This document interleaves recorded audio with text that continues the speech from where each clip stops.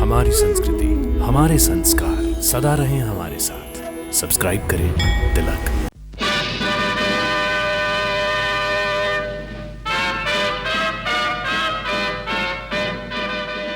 दीर्घायु भव।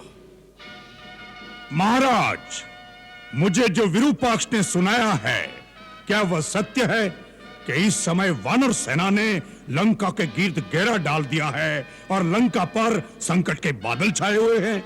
हाँ तात, इस समय लंका संकट में आ गई है, इसीलिए तुम्हें असमय में ही जगाया गया है, क्योंकि हम सब की आशा अब केवल तुम पर ही केंद्रित है।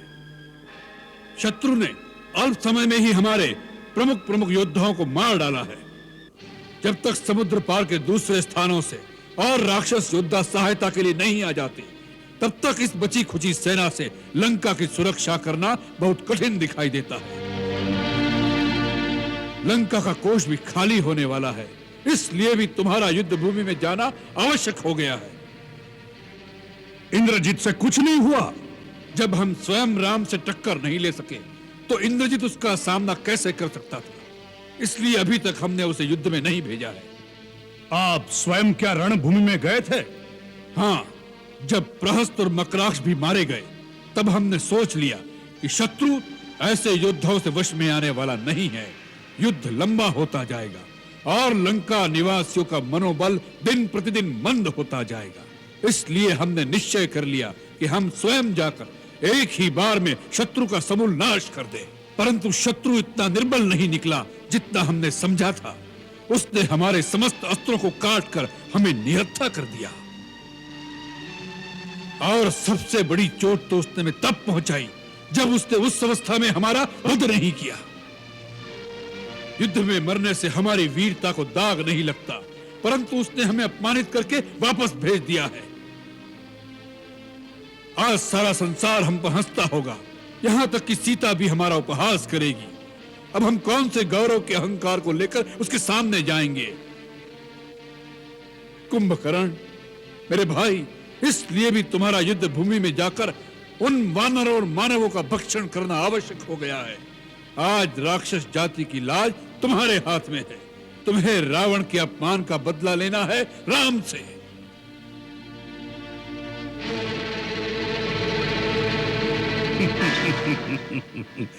तीनों लोकों का विजेता रावण, जिसके आगे शस्त्रहीन, श्रीहीन और मानहीन होकर रह गया, उस पर भी आपने इस बात पर ध्यान नहीं दिया कि वास्तव में श्री राम कौन है। कुंभकर्ण!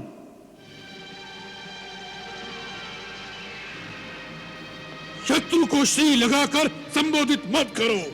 महाराज, आंखें बंद कर लेने से सूर्य का प्रकाश लोप नहीं हो जाता।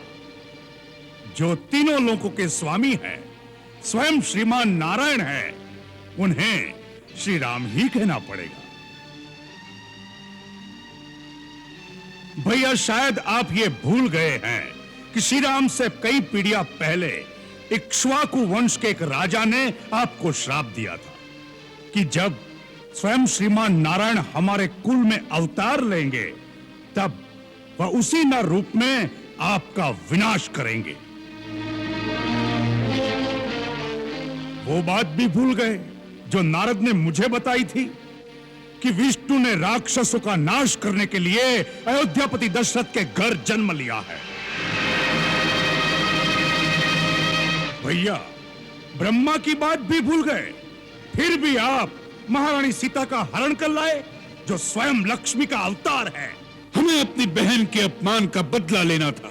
हमारे भाई के वध का प्रतिशोध क्या हमारा कर्तव्य नहीं था?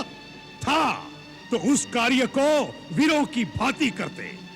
चोरों की भांति एक स्त्री का हरण करके क्या आपका मस्तक गौरव से ऊंचा हो गया है?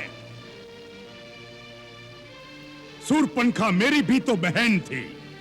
आज मुझे जिस प्रकार उठाया है, उस दिन यह हीन कार्य करने से पहले मुझे जगाते तो मैं आपको बताता कि प्रतिशोध कैसे लिया जाता है। कुंभकर्ण, यह समय शास्त्र सुनाने का नहीं है। हर बात अपने अपने समय पर ठीक लगती है। यही तो मैं कहना चाहता हूं भैया, कि आपने उचित समय पर उचित बात नहीं की।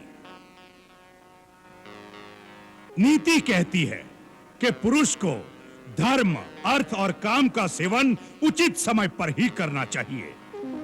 जैसे प्रातः काल धर्म का, मध्याह्न काल में अर्थ सेवन का और रात्रि में काम सेवन का विधान है। इन तीनों में भी धर्म श्रेष्ठ है। अतः जहां अर्थ और काम का सेवन धर्म विरुद्ध हो, वहां उन दोनों की उपेक्षा करके धर्म के अनुसार ही चलना चाहिए। सीता का हरण करते समय आपने धर्म और अधर्म की बात नहीं सोची।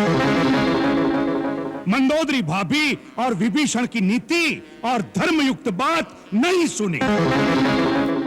केवल अपनी काम वासना की पूर्ति का बहाना ढूंढा है आपने। इसी का यह फल है जो आज सारे लंकावासी भोग रहे हैं।